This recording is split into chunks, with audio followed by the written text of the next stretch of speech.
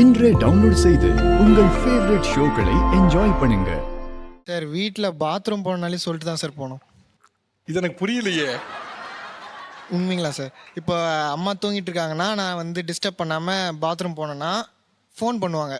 பாத்ரூமில் நான் ஃபோன் வச்சுட்டு இருப்பேன், ஃபோன் பண்ணுவாங்க, எங்கே இருக்க? பாத்ரூமில். ஓகே வை. ஏன் ஏன் இந்த ஸ்கூல் படிக்கும் போது மேடம் மேடம் ப்ளீஸ் பாத்ரூம் அப்படிம்பாங்க, பார்த்துருக்கேன். இது என்னையா? ஏன்னா அந்த பாத்ரூம்லேயும் அவர் செல் தான் யூஸ் பண்ணிட்டு இருப்பாரு, மொபைல் பார்த்துட்டே இருப்பாரு. ஸோ இது எதுக்குன்னு எனக்கு சீரியஸாக புரியல. நீங்கள் வேணால் பார்த்தா தெரியும் எல்லாரும் எவ்வளோ கேஷுவலாக அவுட்டா நிற்காப்ல பாருங்க. நான் ஏதோ ஒரு இன்டர்வியூ போன மாதிரி வந்திருக்கேன். சார் அவன் களவாணி பைய சார்.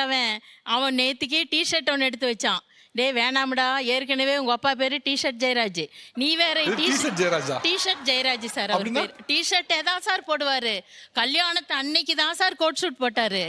அதனால சரி வேணாம்டா, அது உனக்கு பெட் நேம் ஆயிரும், அதனால நீட்டாக வாசாமி அப்படின்னா சார். அப்புறம் நைட்டு ஒரு வாய்ஸ் மெசேஜ் போட்டேன் சார். என்னப்பா, அவன் 3 மணிக்கு தூங்கிட்டு இருந்தான் சார். தூங்கிட்டியா சாமின்னு ஒரு வாய்ஸ் மெசேஜ் போட்டேன்.